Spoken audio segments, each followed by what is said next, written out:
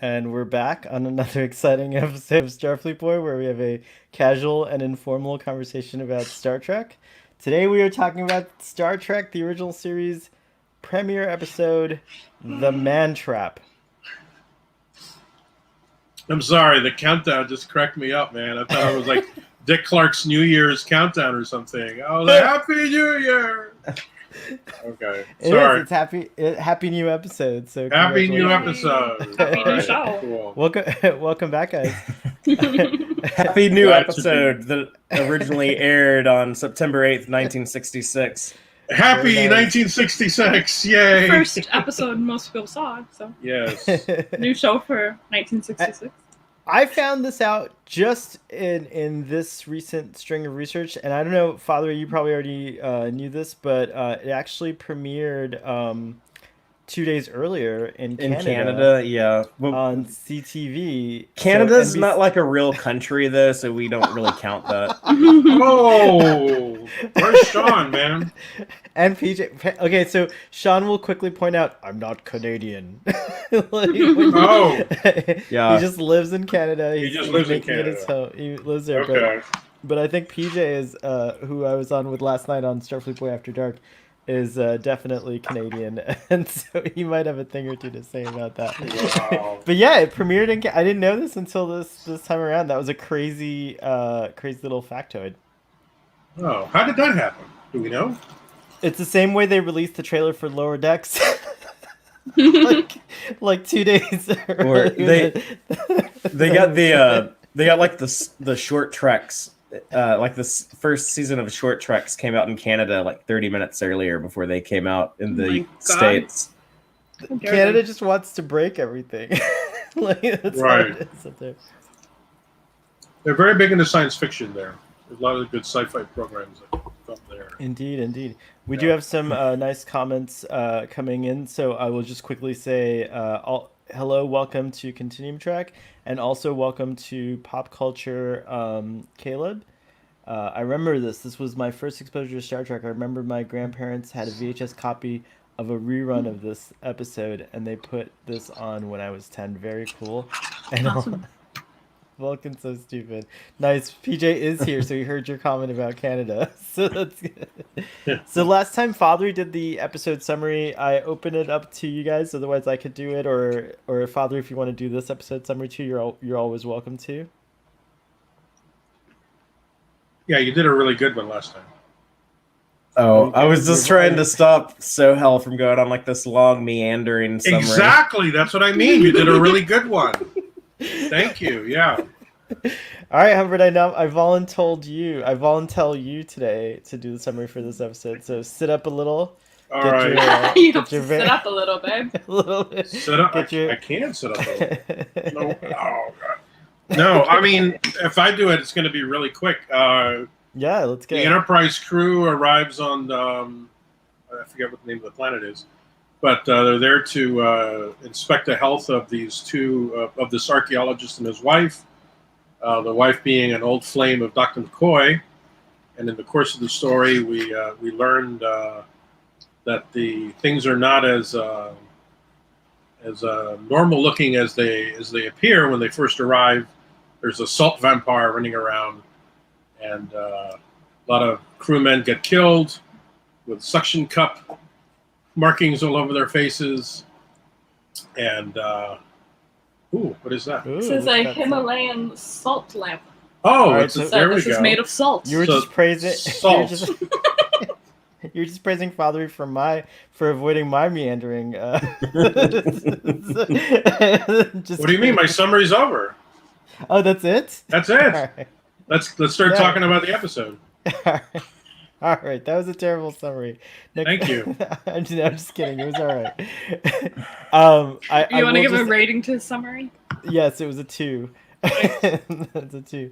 We already talked about this episode premiered on September 8th, 1966 was the first episode, but it's also Deforest Kelly's first appearance in the episodes we've been watching, because we were watching in order, like the 2 pilots and then this. So this is the first time we see Deforest Kelly.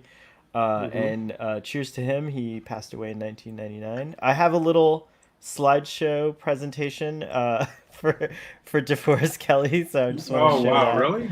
Yeah, Okay. just a little. It's not that much, but I was just inspired, so I'm just gonna bring it up and see what you guys think here. It's So there very we go. inspiring. He was a really cool I think DeForest Kelly was very handsome man. Here's a typical Agreed. like WTF face Mhm. that he makes often on the show. He didn't And think then that he was going to be good for the role because he told Gene Roddenberry that most people are used to seeing him as a villain on television. oh, He played a lot of villains in westerns. that's Um, funny. I only see him as like a good guy. That's really right interesting that you have after that. Star Trek, but there was an episode of Wanted Dead or Alive just like 2 weeks ago that we Yeah. happened to catch on Mhm. the TV, and it was DeForest Kelly. Of course, Steve McQueen is the lead in that show, and Lon Chaney Jr., the Wolfman, the original Wolfman. They were all on this episode, and DeForest Kelly was a bad guy, and he played a lot of villainous Western characters. So Interesting. yeah, this was kind of Uh, a change of pace for him. Larry Nemeczek, who we consider a hero of Star Trek, got to play him in Star Trek Continues, and so I found Mhm. this cool No way. image. Yeah, have you not seen Star Trek Continues? I've seen episodes of it, but I didn't realize that was Yeah, Larry it's Nemeczek. yeah. The Only, Doctor only is. the first two, and then they changed Oh, the actor. But you're right. Oh, that's right. I I think forgot it was about two that. of them. But yeah, the early ones I was just got Larry. you just like reminded me, but I completely just always saw Larry Nemeczek as the Doctor when I was watching Star Trek Continues like many years ago. That was a cool series. That That's was an a very interesting good, thing that we yeah. should definitely cover at some point. Oops, I skipped ahead. You guys saw a preview of others No. in the slideshow. But yeah, anyway, so DeForest Kelly, who's awesome in this episode, I have a lot to say about him. I think as we go through our discussion, we also get finally Nichelle Nichols Hmm. come into this episode, and I got to meet her. And I actually do have those pictures up here where I took pictures of Nichelle Nichols with my fancy camera, and you won't be able to see it here, but I didn't focus correctly. I was a bit, Oh I no. was, yeah, it was really terrible. Not for her, but definitely for me as a photographer, you never want to do that. So this is the picture that I took of her on at SuperCon in 2019 on July 4th. So this took place on July 4th of 2019, and she was on the what's the one based in Georgia? I can't remember it right now, but there's a cool Enterprise Star Trek set that you could go onto, Yeah, and I that's think what they used for Star Trek Continues. right exactly. Um, but she was at their booth the whole thing. It was the bridge and then like a little booth, and she was there, and it was really cool. And then they were kind enough to give me a picture with her too. Let me see if I can find that one. There it is, That Starfleet was Boy. That's right around the time I took a picture with her, almost like exactly a year ago at Star Trek Las Vegas. Oh, that's really rad. Do you have Nice. if you find your photo on your computer, feel free to share I it. don't have a digital Say copy of it because my girlfriend was supposed to take care of that and she hasn't gotten around to it yet. A year later, I have like a physical girlfriend. copy. But anyways, those were my Nichelle Nichols photos. But I also have just from the episode, there was this cool picture that I thought this moment, and actually it was a funny moment as well. Let's see where it is. I'm all presenty today. I've got a lot of Yeah, you are.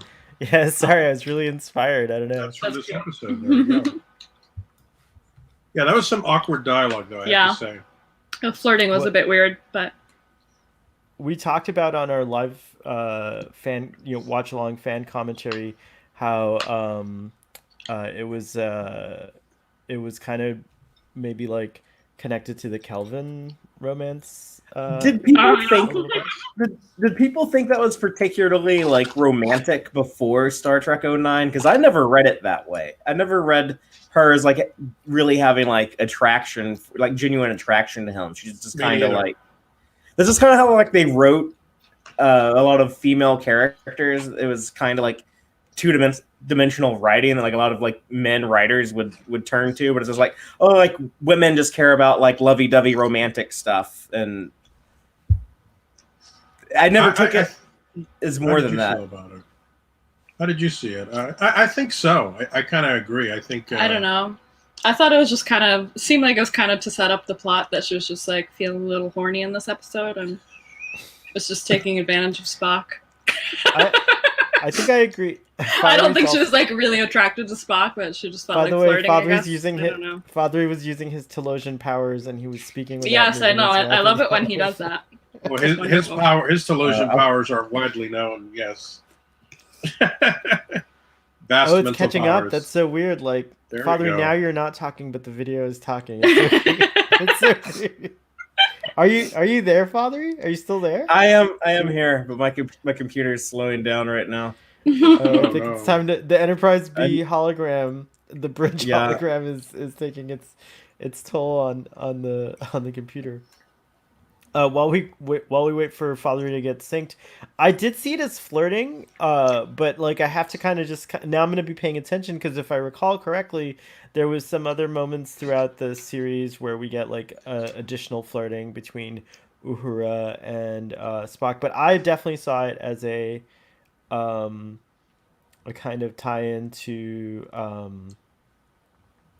I don't know. I saw it as maybe the writers of the 2009 Star Trek looked at this and thought, "Oh, wouldn't it be interesting if we, riffed off this and went in this direction?" But I do agree with Father about like that. I think that was a common trope because even Yeoman Rand later on, she's just kind of like, "I'm always worried one of your plants is gonna grab me or something." There's like a lot of like weird dialogue, that the women that's written for the female characters on the show. Yeah, that's definitely a weakness, especially in these early episodes. I mean, DC Fontana eventually goes on to write some episodes, right? And of course, she's Right. Yay, Father caught up with us. Yay! He's in sync. There we go. Grace Lee Whitney, who we mentioned, by the way, I also wanted to show pictures of her real quick while you keep talking, so I'll just do it in the background. Okay, no, but I think the big takeaway for me in this episode is just the nature of the creature. I guess we'll call it the salt vampire, because that's the common name everybody seems to give it. Although on screen we never learn the name. We don't know much about it. And that's a great picture of Uhura there. Nichelle. She's not Uhura here. I'm sorry, Nichelle. Sorry. I think this picture's really cool too. She was a huge advocate for NASA. I read her autobiography several years ago, and the work that she did with NASA was very impressive. Nichelle Nichols. Yeah, Nichelle Yeah. Nichols. Sorry, Nichelle I was Nichols, like, yeah. Oh, okay, yeah. I just want to show. Okay, we'll stop the slideshows after this, but like, look at Grace Lee Whitney in Star Trek: The Star Trek Motion 1. Picture. I really like her here. Yeoman Rand lost the beehive. This beehive I don't even remember seeing. In maybe that was in Where No Man Has Gone Before, but That's like Could from be like on marketing from before the show went into production. right on. Mm-hmm. It could be But the yeah, I cover really of like a. this look. That one could be on the cover of a B-52's album. Yeah, I know, right? That's true. And then here we have something here. Yeah, she goes on. Her character goes on to be the communications officer on the Excelsior, correct? No, Sulu the ship. Enterprise. Oh yeah, sorry, the Yeah. Excelsior. That's I don't know why I was thinking of the Enterprise B. And according to Voyager, she's the first officer. That's right. Oh, she's the first. Oh, that's great. Wow, It's true. cool.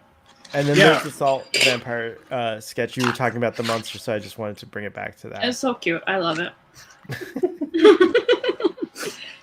Let me ask you guys: did you have any sympathy? I mean, did you find the salt vampire to be a sympathetic character? I did to an extent. Yeah, like I still would have did what Dr. McCoy did. I don't know if we want to like give away the ending just Yeah, yet. no, Yeah, of course. Yeah, yeah, yeah. you can totally talk about it. I would not have hesitated to do that, but yeah, they do play up the heartbreak of this was the last of its kind. Yeah, it's pretty. It reminded me of the creature from the Black Lagoon in a lot of ways. It kind of has that universal monster quality where, those monsters in those classic movies go around and of course, yes, they're in many cases they're killing people or throwing children into the lake and all that stuff. But Who doesn't want to throw children into a lake sometimes? but sometimes, by the end of the film, there is this sense of sympathy that a lot of the audience have for these creatures, and like you said, it being, I mean, we're told it's the last of its kind, and I found myself thinking if this had been a Next Generation episode, I feel it would have gone a different route. I think maybe there would have been more of an attempt. I can totally see Picard being, wait a minute, we must try to communicate with it. And well, I wanted to ask you guys, actually, I noticed something in this particular rewatch. I saw a connection to the survivors, Kevin and Rashawn Uxbridge, especially. Oh, hold on.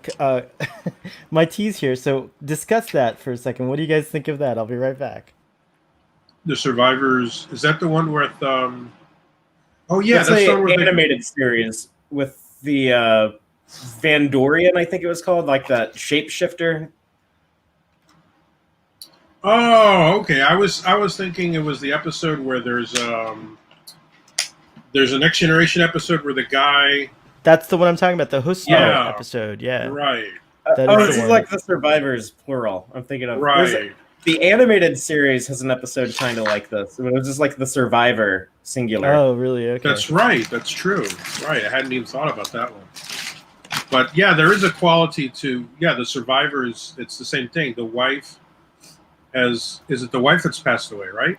Yeah. So Kevin Uxbridge has, as Ruben pointed out here in the comments, he has kind of like Q-like powers, and that's the episode where Picard's like, we don't have any way of judging you for what you've done. He kills, basically, he doesn't just kill one or a few Hushnok, he just All of them. all of them. And it just kind of reminded me in the sense that, like, how in that one scene, I guess the connection that I saw is in the one scene where at the end where they're like having the shootout with the doctor on the planet, and he's like, leave us alone, we just want to be left alone. Their relationship was very similar. The Salt Vampire and Dr. Crater was very similar, I thought, to Kevin and Rashawn Uxbridge, in that until the Enterprise came along, in both of the episodes, until the Enterprise came along, they're just living this, like, Right. like sort of fantasy life. Right. They're happy together. Yeah. They're happy together, but it wasn't real. It wasn't like, what his real wife, the real Nancy Crater, which is very sad, was killed by the Salt Vampire, and then she was going to kill Crater, but somehow, I guess needed him to survive. So it became a really dark and weird relationship. Yeah, I thought that was really interesting. The idea that this did kill his wife, but the fact that it could take on the appearance of the wife gave him some comfort after her loss. And, also I think there was a part of him that also, recognizing that it was the last of its kind, he had some genuine sympathy. I think one of the best parts of the episode was when they're having the department head meeting, and the creature is posing as McCoy, and you have Crater, defending the idea that, well, we don't have to hunt down and kill it. He knows that it's And- there. Yeah, 'Cause Yeah. he said he can recognize it. he can Right. recognize it. So he's defending.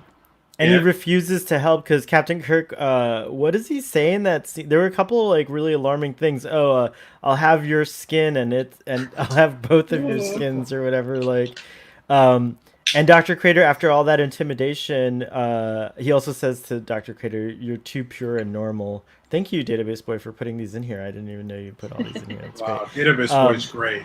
Yeah, so I'm like, ooh, but in that same scene, Dr. Crater, after all that intimidation, still refuses, and he, and since you didn't say this in your summary, one of the things I loved is like it comes to this like. Don't pay attention to this. Go ahead. It comes to that. It comes to that moment where they know, like the creature and Dr. Crater are in the room. We've established, and it's a beautiful scene because we've established that Dr. Crater can detect the creature, so he knows that it's not Dr. McCoy. He knows it's the creature. The creature is trying to hide, but like it's suggesting all these things like oh no, but it's like trying to like be calm, and like Spock is alarmed. He's like, Dr. McCoy, your stance is admirable, but your logic is flawed, and things like that. And so it finally comes to this moment where Crater refuses to give up the creature.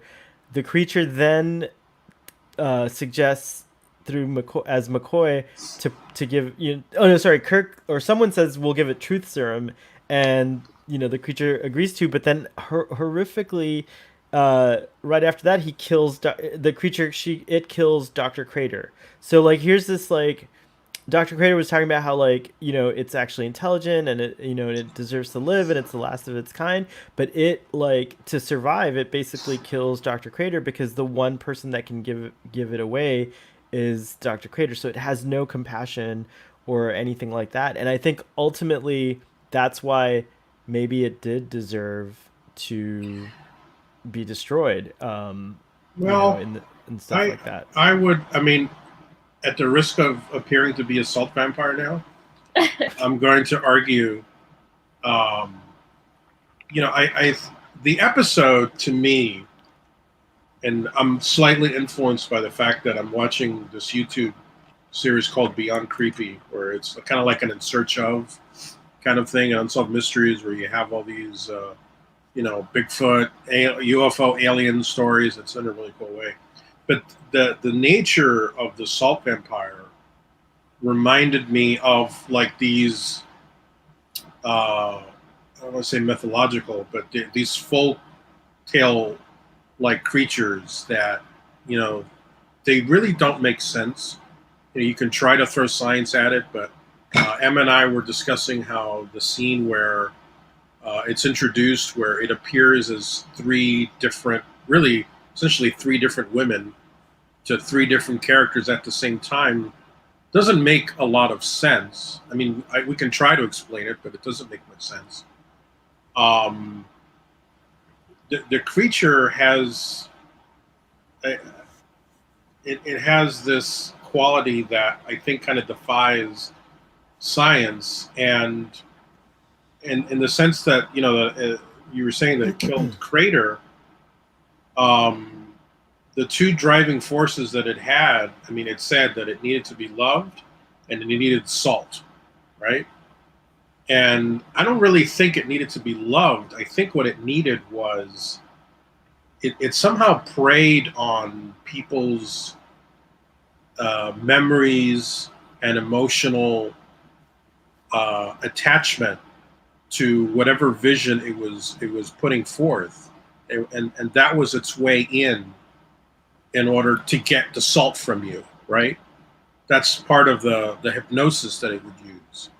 So I think seeing that the bond was stronger with McCoy than it would have been with Carter, I think it just made the primal instinct of like, well, how am I going to survive better? Is it with McCoy and his very rosy view of I forget the name. What was her name? Nancy. Creator. He had a much. She liked the way McCoy saw Nancy better than the way Carter saw Nancy. I mean, it was stated several times. For some reason, it was a stronger connection. So I think it was just making a real, just a primal instinct decision. I don't think it was necessarily evil. I think it was just acting on animal instinct. That's very Star Trek of you. I didn't mean to suggest that it was evil. I was just saying that it deserved to die. Crater also. That was very logical of you. Just because it doesn't have. Crater also didn't mention that he had no choice but to keep it. So he did mention that he had no choice but to keep it alive because it would kill him anyways. I missed that in the episode, but yeah, that would make sense. Did you guys know that the designer and I'm sorry, Mr. Chang, if I'm pronouncing your name wrong, but Hua Chang designed the M13 creature, and it was based on a gas mask, and I see it now. I never saw that shape until I read this thing. Yeah, I don't think I ever knew that. Yay, Father That's learned really cool. something new on Star Trek. It's kind of like a scary image of like that gas mask shape, like when Doctor Who did that with the "Are you my mummy?" Oh, it evokes that. You're right. Yeah. Are you my mummy? Yeah. By the way, the Doctor, the one here present in this conversation, yes, has seen one of the original Saltfire masks that apparently, and I think you told the story in our chat, but I was wondering if you would reiterate that story. No, a friend of a friend. I was at work, and this guy contacted a friend of mine at work, and he said, "Oh, come down. I bought my girlfriend this amazing gift. She's a big Trekkie." And this friend said, "Hey, come down. It's a Star Trek thing." And lo and behold, I get to the parking lot at work, and it's the Salt Vampire mask. What was left of it. It was in this plexiglass display.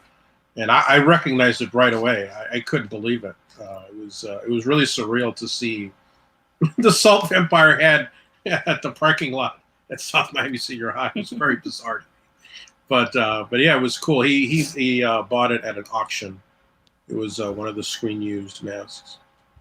A little computer generated talking point here as well. The creature also appears in The Squire of Gothos and the short tracks directed by Michael Giacchino called Ephraim and Dot. So that's the two different times that it's popped up. Oh, I didn't realize that. Mm-hmm. What did you guys make of the fact that,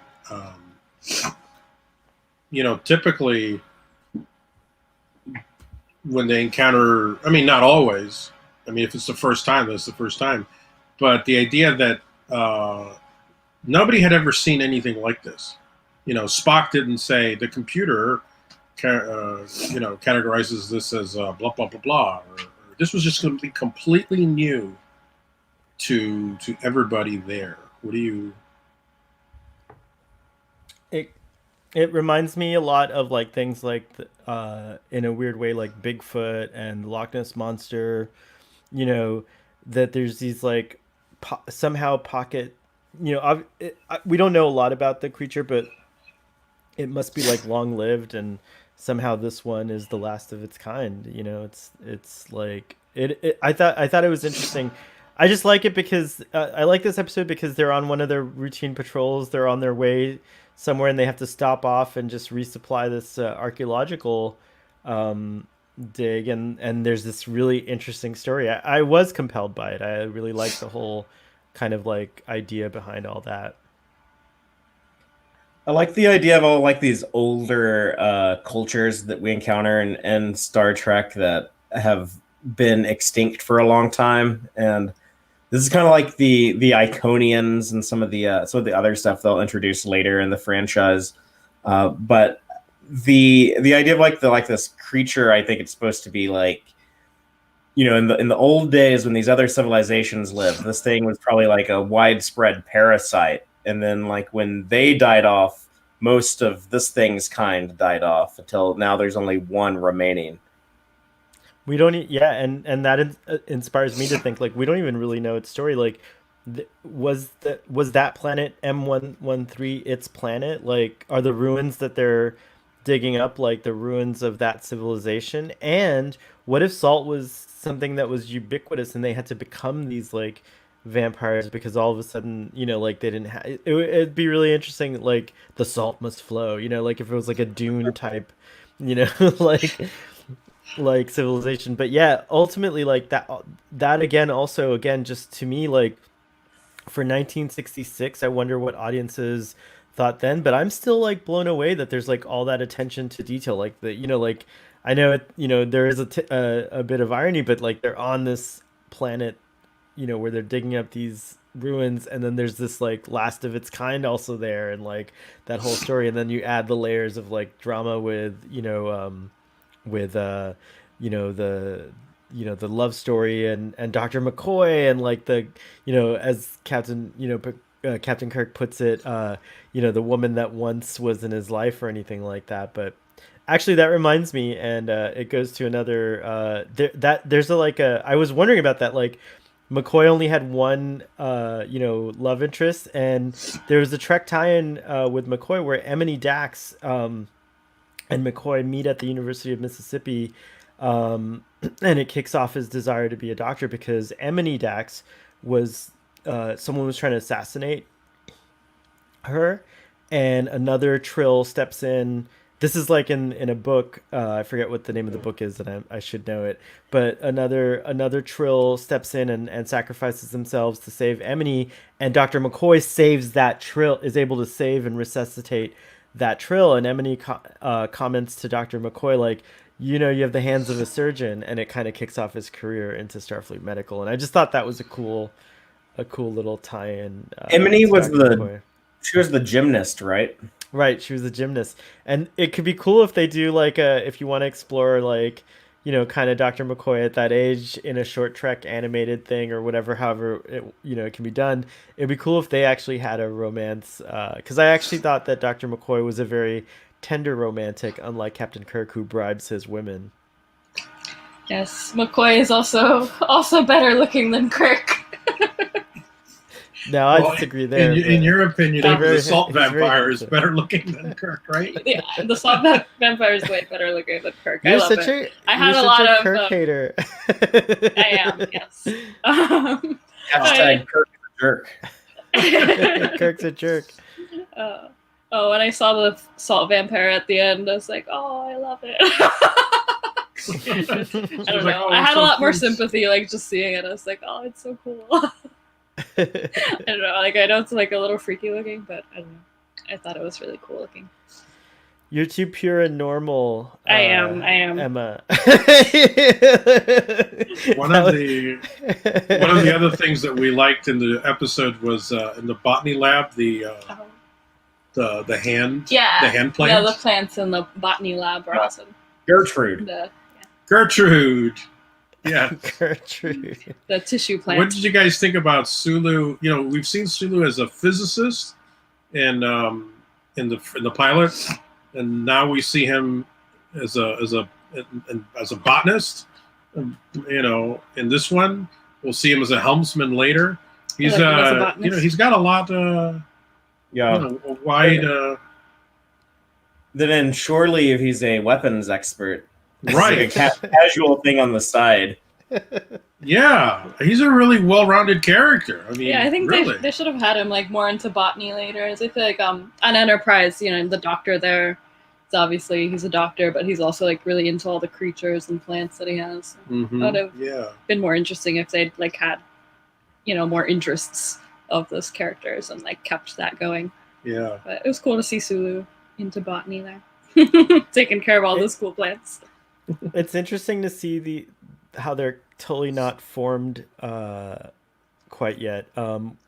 This is it's like Wesley or Data, who were Helm Ops Plus engineers. It's true there's a lot of movement in the beginning, like Geordi was on the bridge and stuff like that. But yeah, it is neat to see like these early times when they haven't quite formed the characters. Grace Lee Whitney says that was that scene was like one of the best Star Trek moments she's ever had. She said it was a lot of fun, and she said, and we couldn't determine if she meant this like she was having a good time and enjoying this, or if she was like pointing out that it was like horrible. But she said she was being grabbed by like the plant, like in inappropriate places. Like it was Oh like, my, so that's funny. lost to time now. That was a cool scene. I mean, I guess. I mean, you do wonder, like, does Sulu, I mean, mostly we see him as a helmsman, but maybe he's also a part-time botanist. Like when he's not, like they have a different rotation schedule, and like sometimes he will do some time It's as a. it's nice to see it here because future people are like that. I mean, like they're Yeah, like super smart and like even into you see it in TNG, you see it all throughout the things in it, and I like that you do see that they're like this concept of not being a specialist is really kind of honed in here in that scene. I like it. I think it's yeah. very true. That's a good thing to point out about Sulu. But I did Look, like their chemistry in it. And he uses the phrase the great bird of the galaxy, which is what yeah, people refer to in that scene is what people refer to Gene Roddenberry, and the exact phrase was "May the great bird of the galaxy bless your planet." So I hope the great bird of the galaxy blesses our planet because it can sure use it yeah, right. right Part of the galaxy now. like is looking at Earth right now, and it's just like F that. I'm I'll come back later. it's it's true. Not this year, but maybe in the future. Another cool thing I liked was the interchange between Uhura and the Salt Vampire, and that they were speaking Swahili. Hmm. That was pretty cool. I mean, that you didn't see a lot of that going on television at that time. It just suddenly a character speaking an African language, native African language like that. I thought that was interesting. It is now, and like now we wonder like obviously in the scene it's the salt vampire seems to have this trick of like finding someone in your memories to bring to like reflect or whatever. We didn't even talk about crewman Darnell in the beginning, who's like talking about Wrigley's Pleasure Planet and how like the salt vampire Oh, looks like a woman that he met there. And so it is really interesting. Like from today's lens, I have to admit I was like a little bit like, oh, this is a little too typical. Like maybe it should have been someone else. But I do think that yeah, like definitely back then, hearing Swahili spoken, on TV was pretty cool. And I love that that's what it's like such a different language too. There are a yeah. I lot of mean, click. That's Swahili's the one that like there's this like click inflection, right? That occurs not in some of the not speaking. sure. I'm not sure. I know one song in Swahili that I learned in church is like "We are marching in the light of God" is the English translation. Oh wow! And you know it in Swahili? Yeah. Yes, she does.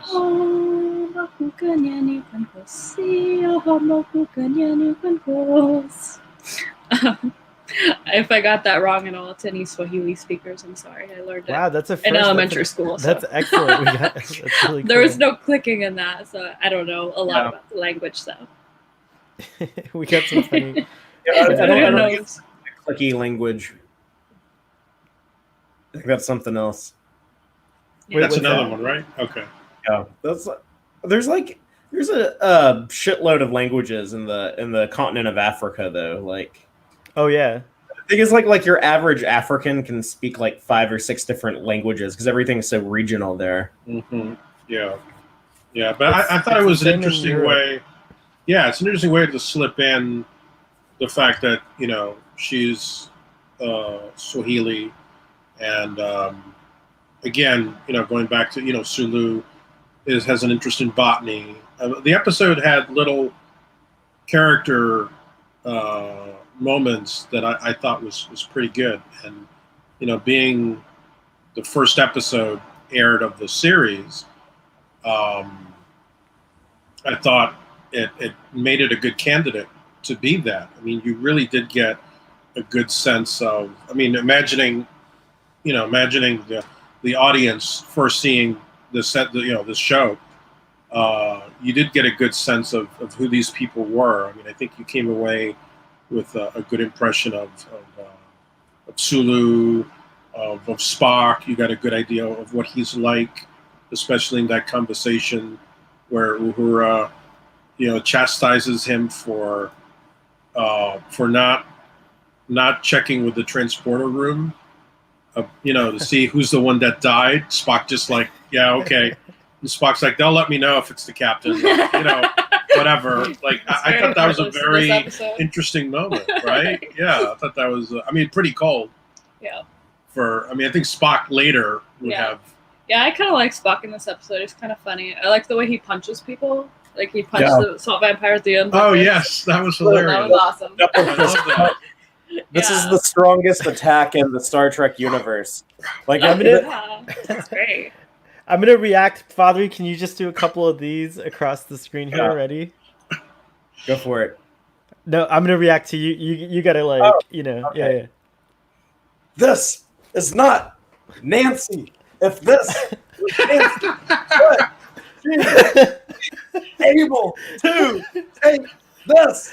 And then she just goes like that. I know, just swap, yeah.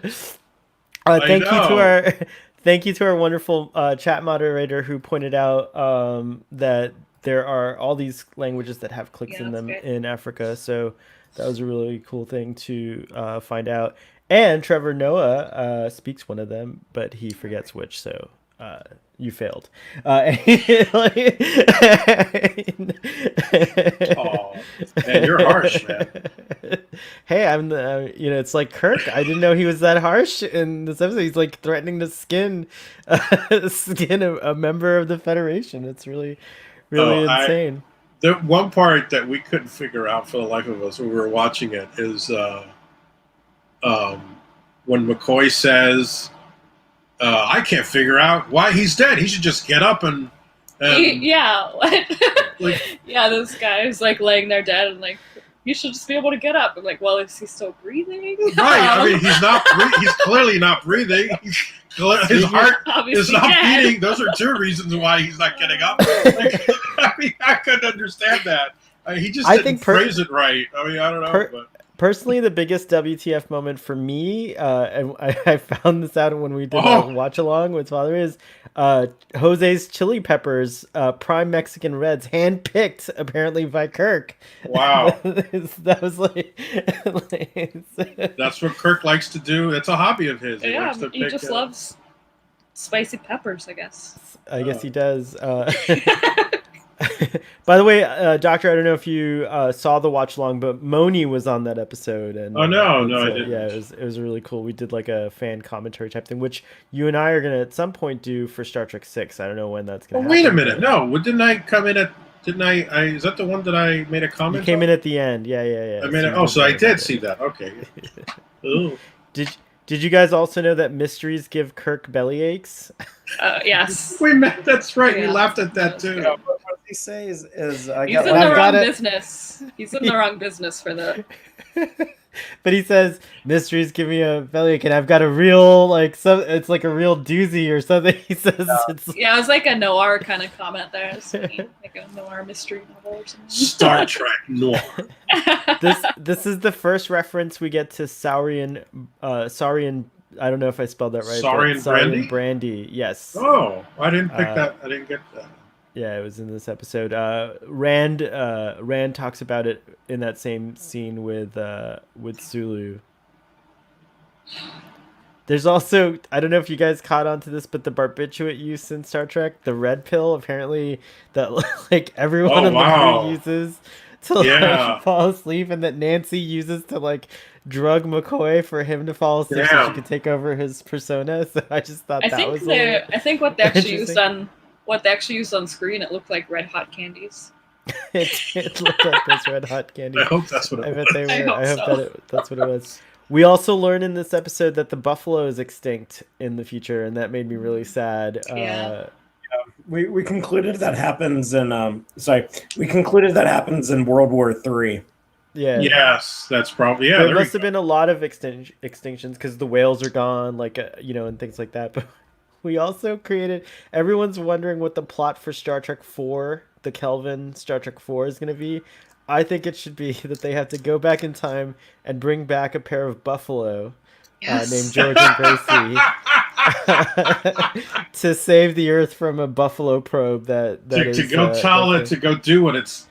Ironically, both animals do have a humped back or have humps on their back, so that's interesting. Oh, so we can have Scotty say the immortal line, "Humpbacked people." Or he can just humpbacked buffalo. The Earth looks just the same as Star Trek 4, just has like buffalo horns on the front of it.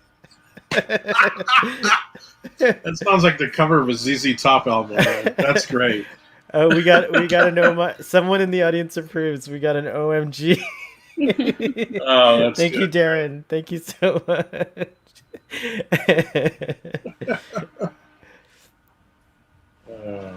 I have anything to read from the book. Also, I don't know if you guys noticed, but we get to see Spock's green blood for the first time, and he actually that was cool. He like tells you that he's like, my ancestors grew out of different oceans than yours. Spock and his ancestors. Oh boy. The original title for this episode was going to be The Unreal McCoy. No. It's right here, man. It's in the book. Word. Right here, man. The Unreal McCoy. I am so glad they didn't go with that title. It seems like Star Trek overall should have more Vulcans or other aliens on the ships, because it's always like either Spock is affected by it, people aren't sometimes, or he's like always a mutant. Everyone except Spock is affected. So like it would just be a lot more useful if we had more Vulcans on the ship, so they'd be able to run the ship okay. Other kinds of aliens that aren't affected by all these diseases they keep getting. I know the Vulcans are pretty resilient to a lot of these things. I mean, you can get some Vulcan vaccines or something. Yeah, right. Totally. Do crossovers or something. I think that I think that also it is obviously for practical reasons, like the ships are pretty like homogenous with humans. They couldn't have too many. The budget restrained them from doing too many variations. But Spock is the only non-human Starfleet officer we see until the motion picture. Well, not taking that back, until the animated series. Mm-hmm. Right. But the animated series does a good job of he's got like 4 legs or something. Or... Yeah, Eric's the 3-armed, 3-legged, and then they had right. Emrys was the Cation, the cat-like species. Mm-hmm. Yeah. Emrys, that's such a cool name. Emrys, right? Yeah. Very cool. I really liked the ending where you had that moment where the Salt Vampire kind of freezes Kirk in a hypnotic stance, and Kirk is just frozen there, and it's slowly. It was very there we go. Yes, exactly. And again, going back to those creepy stories, that we all hear about, about werewolves or vampires or whatever, this folklore. I mean, that when you hear these stories, a lot of times you do. The person telling it does say something like, "And I was frozen and I couldn't move." The aliens come and they find themselves. They don't run away. They don't pull out their gun and shoot it. They don't throw a stick at it. They're always like, something paralyzes me, like as if these let's call them supernatural creatures have some strange hypnotic quality to them. And I liked that at the end, how the vampire. That's exactly what happens. It kind of stops Kirk, and then the great scream that he does. And by the way, the Salt Vampire was a fan created nomenclature for the creature. It was referred to as the Salt Monster, when they were talking about it during the production, and then on screen it's never referred to anything except the M113 creature or something like that, or like the creature they'll say, or it, and Right. things like that. So yeah, it's very interesting that you say that. But yeah, that scene, yeah, it's just I love that whole scene. Like I think also the drama still holds up. Like I found myself being caught up in it when we were doing our watch along. I was like Mm-hmm. really compelled by it, and Spock, that whole Spock pleading, like his human side inadvertently comes out, and he's like being very passionate and emotional, probably not even realizing it, and pleading with Dr. McCoy to kill it. Mm-hmm. And then just McCoy, like all the emotions, like it's just so beautifully set up for that climax, because in that moment you really feel for McCoy having to kill what he's having so much confusion of separating the creature from Nancy, who he has this like deep love and affection for. So yeah, it was really epic. I liked it. I thought a very strong opening to Star Trek. Yeah, I would say, in my opinion, after watching this one, which I a little bit remembered, I don't think I'd seen the whole episode before, but I think it was like a better like introduction, like it's more captivating. I think it introduced like all the characters in a very interesting way, and I think it was better action than the last episode we watched.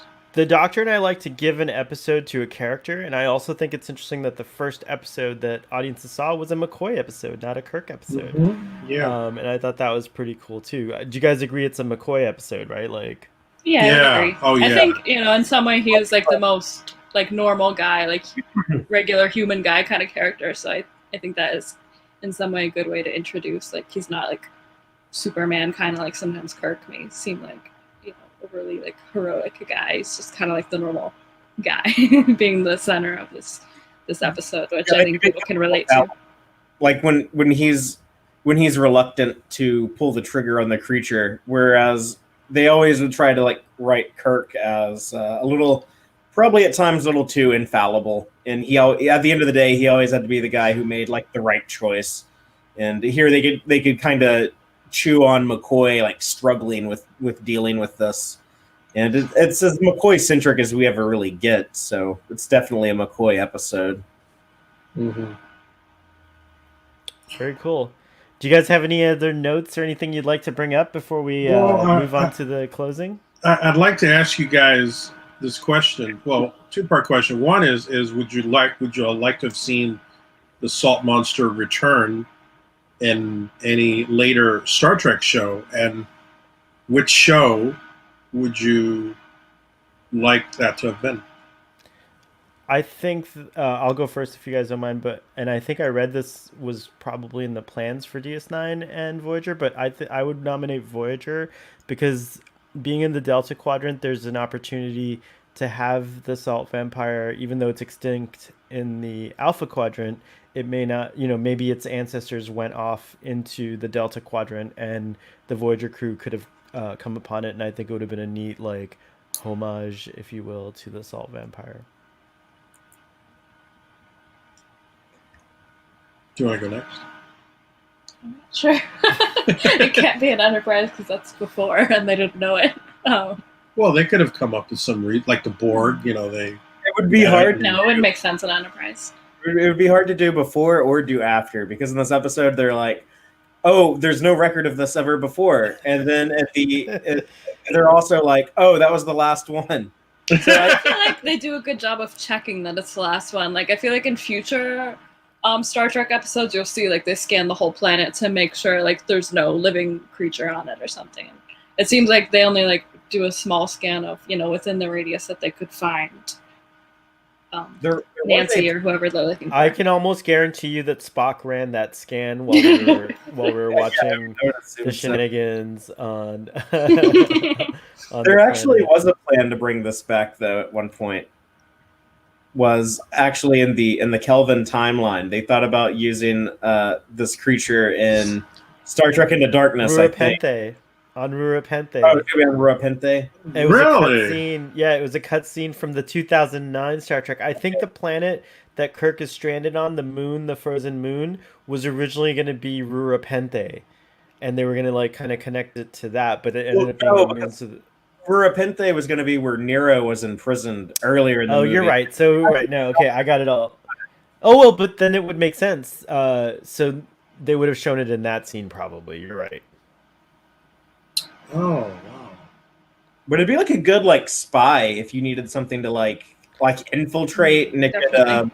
it could just like disguise Oh, itself and then what kill if anyone that you you just got. like blew my mind a little bit? What if this wasn't the last, and we secretly did see another salt creature, and it was Lieutenant. It was Ali. What was her name? The Iman's character in Star Trek Six. That's a shapeshifter. Oh no, she was like a cameloid or something A like that. cameloid. That's right. They do say what she is. That's right. It would have been Yeah. cool if she was that. Someone said I forget I read this, but the salt vampire does have a similar ability to the changelings, and might be related to the changeling species as But well. this one, it doesn't really change shape, does it? It's just putting a projection into your mind because it looks different to different people. Like in That's the right. and Like in the same moment. You're right. so it By the way, always that was this ugly monster, but your mind is processing a false image on top of it. That's right. At the same time that McCoy was seeing Nancy, Kirk was seeing older Nancy, and Darnell was seeing the Wrigley's Pleasure Planet girl. By the way, the editing in that sequence was awesome. I just loved. You really get that very clearly. Um, uh, there. Darren says it was the Memory Alpha Planet. I'm not sure what that It's was. I where can't like the remember. computer library is. Oh, gotcha, gotcha, The gotcha, lights gotcha. of Zatar, I believe. That's the Scotty episode, right? Yeah. Oh, Yeah. very cool, very cool. Excellent. Yeah. So good point. Um, what did you think? What did you think, Father? What would be the best show to get? What would have been the best way to bring the salt vampire back in your mind? I actually think like the Kelvin timeline would be the best way to do it because then you wouldn't have to worry about the continuity of like, well, no one has documented this before, but also this is supposed to be the last of its kind. That's kind of like a big point in the episode. I mean, like sure, like you could like fudge the continuity and be like, oh well, they were just wrong, and there was actually a lot more. But it kind of like devalues the story. It kind of like takes away like the meaningful ending. But And it, the thing I want to bring up is with this being like the first episode they premiered, it was one of like the early ones shot, like the second or third one after they started the production of the first season. The dialogue is a little weird sometimes. Like, what do they call it instead of like yellow alert and red alert? They're like, Oh, they're yeah. like General Quarters GQ. Like, is that what G7, it is? G, yeah. General Quarters 1, General Quarters 2, and all that stuff. a few things are a little weird like that. Also, we were talking about how like the lighting is darker. It kind of looks like how it was lit in Mirror Mirror when they made it darker there for the Mirror universe. And the stun effect on Crater when he's Oh yeah. stunned, like he's like Oh, talking, yeah. like he's drunk, kind of. Like, Words, that's the last of its kind. yeah. I think that was the idea of like, oh, our heroes are going to have like the stun technology, and they can go and stun a bad guy, and then like interrogate them and get information they need to move the plot forward. I think was the thinking. And then after they shot this, they were probably like, that's a little too weird. How about we just stun people and they just like go to sleep? It's true. Is it? Am I mixing it, or do they have another stun effect where it's like a oh, that's Star Wars, where the stun is like a ring that goes out instead of a blast, right? Like Yeah, that's what that's that other Star franchise. that's the other Star Not as franchise. good. Their weapon is terrible half the time. Which I don't know if Caleb's still pop culture Caleb is still in the chat, but he actually when he when they first saw this episode, they thought it was a Star Wars thing and was delighted that here's the comment. It was like, for some reason I thought it was related to Star Wars, but I wasn't disappointed by the fact that it wasn't, and my love of Star Trek was born. So this was Cool. about Caleb. Cool. Star Trek, which is cool. Very nice. Cool. So shall we rate it? I think it's time to give a rating. I will go first, as is tradition, and I give this episode a really, really, really, really, really solid 7.5 because it's really, really good. It's just not my favorite, but whenever I watch it, I really enjoy it, and I just like the fact that obviously it's the first episode of Star Trek that ever aired, and I just really like that it kind of, revisiting it. It kind of defied a lot of my expectations or my thoughts or my like biases that I may have had about Star Trek, good or bad, and I really enjoyed seeing that. So yeah. What don't you like about it? I would just say that it's not like I think like first of all these ratings are just like in the moment anyways. Sure. They're not like meant to be anything. But I think where I didn't like about it is that I just liked when I saw the pilots, the two both were just coming off the two pilots, and I think that's what's biasing me is that I just thought they were like a lot stronger in terms of story and what I was interested in. And so even though this is like cool and interesting from that perspective of like the monster or the creature and things like that, I like the bigger stories as a start off to a show. So I think I would have actually preferred Where No Man Has Gone Before as the first episode of Star Trek. Okay. I'll go next, I guess. I give it a 7. I think this is a very, very good example of good Star Trek. It's not perfect. Some of the dialogue's a little clunky, and it's not. The characters haven't been fine tuned yet, but it's very good. And I think what I especially liked was the story and like I said before, the quality of the creature and how you end up feeling sorry. At least I did. I felt sorry for it, and I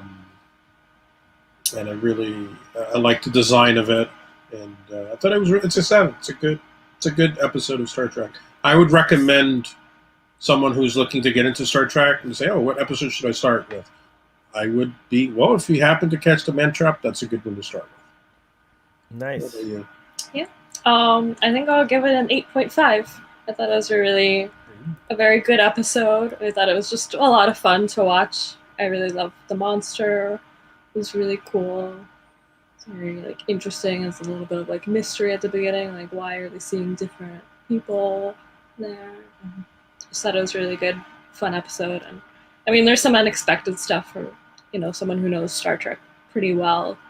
It's kind of fun to see people acting a little bit differently at the beginning. So I just thought it was fun to watch overall. Totally. Nice. And Fathery, take us out. I'll keep it in that same 7 or 8 neighborhood, I guess, and give it a 7.47.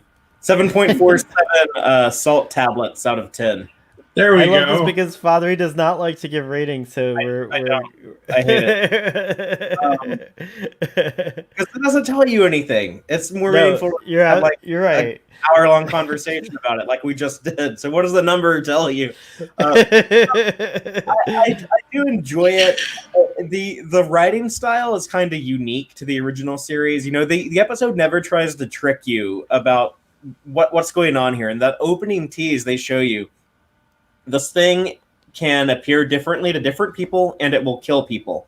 And you're like, oh, okay, I know what's going on. Now I have to watch the characters deal with this. And it is kind of retrograde in a lot of fun ways, like the design of the creature. Some people might see that today and think oh, that's kind of hokey and unbelievable and fake looking, but I love it. And to me, that really embodies a lot of that fun and energy I get from the original series, and how they kind of play some things up to be kind of bigger than life, and Spock punching Nancy back and forth, or when the creature does attack Kirk and he screams, everything's so heightened and energetic, and I get a lot of enjoyment out of that. I think this very much embodies the spirit of the original series, and it is a fine example of Star Trek the original series. Just a little weird because it's early, so you have Yeoman Rand. It's before they had Chekhov in season 2, so it definitely signals as the early original series, but it's still a good representation of what the show is. Lovely, I love it. You reminded me of a few fun facts. Sandra Lee Gimple, who played the creature, who was underneath the costume of the creature, was and who's uncredited in the episode, was super surprised years later when she went to a convention at the popularity of the creature. Like she had no clue that like this like creature that you know like that they created like would have the popularity. But they had at that convention they had a cake made of the salt vampire. There were people cosplaying as the salt vampire. Oh, wow. People were like thanking her for coming and knew who she was, so she was blown away by the Wow. popularity of the creature. But I think it's true. It's a really iconic looking creature. I love I just love what it looks like. It's the effects of theater on TV at the time. It's all very theatrical, and that is true. I agree with that 100%. But yeah, and then the other little factoid that I didn't get to was that even though Scotty's not in the episode, you do hear him on a communicator. So we almost get everyone. Obviously, Chekhov comes in later, but anyways, thank you guys for joining us. Live long and prosper. Before we go, as always, does anyone have anything they want to promote or talk about or direct folks to? I do. As of today, it is available right now. Everyone can go listen to the Trek Chat podcast. That's put on by our friend Sean, Trek on the Tube. And you can hear me and Sean as well as Kyle from the Trekker Prize YouTube channel. Oh, no, you mean the Trexpertise, not Trekker Prize. Trexpertise, yeah. Yes, there's that's right. There's too many Trek YouTube channels. It's true. There's a lot of it. It's true. It's true. Next Trekker Prize. No, I'm sorry about that. Kyle from Trexpertise, the three of us are discussing modern Star Trek versus Berman era Star Trek, just like comparing kind of the CBS All Access era to like what they were doing in the mainly in the 90s. That's available now, and also there will be a Text Trek podcast episode tomorrow that will also be me and Trek on the Tube, where we discuss the top 5 things each of us want to see in Star Trek Lower Decks, premiering Thursday. Thursday. Oh my gosh, it's so close. I can't wait. Sorry, I had to react. But anyways, go on. That's it. That's all I got. I'll jump on your bandwagon a little bit and also say that I just found out that the Trek Chat episode that the Doctor and I did about holodecks is the most downloaded one on the podcast part. He does an audio only, and then he also does. Yeah, so you guys, so Father, you and Kyle have to beat that episode. A competition, but so we have a lot of Trek Chat alumni right now here on this episode. But yeah, I do want to say that, and also there will be a link to it in the description. I should have put it in earlier, but you were just reminding me. You can go now and check out, after this, you can go now and check out the much more concise and short version of a review for this episode, which is on Sean's channel as well, on Trek on the... Excuse me. Oh, I just burped. That was so unprofessional. In some cultures, that means I had a great time. But anyways, so you can go and check out Trek on the Tube's channel and see his review of Star Trek, the original series, The Man Trap. He's doing them. We've now aligned with Sean, so he's doing them in release order whenever he gets the chance, and moving forward, we're going to go in release order as well on Starfleet Boy. Also, please check out Starfleet Boy After Dark, which the Doctor and I have already talked about future episodes. We might do a Highlander special. I know, Father, I think you'll want to be on that one, maybe. We might do a Highlander special. I just heard this now. Like Connor or Duncan? Ooh, that's a good question. Well, there we go. We have our first question for Starfleet Boy After Dark Highlander special. So there we go. Nice. We're not going to answer it here, audience. You're going to have to find out there. And then also check out the Doctor and Emma at the milkywaymaltshop.com. Right now, nothing's happening, but in the future, people who are watching this will see a really cool website Of there. the way he says that. And You can check out the Milky Way Malt Shop on Facebook, has occasional updates. It's true.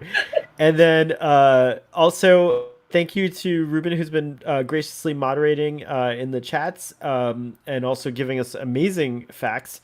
Like I said, I think we need to rebrand you as database boy or man, whatever you want to be, or person.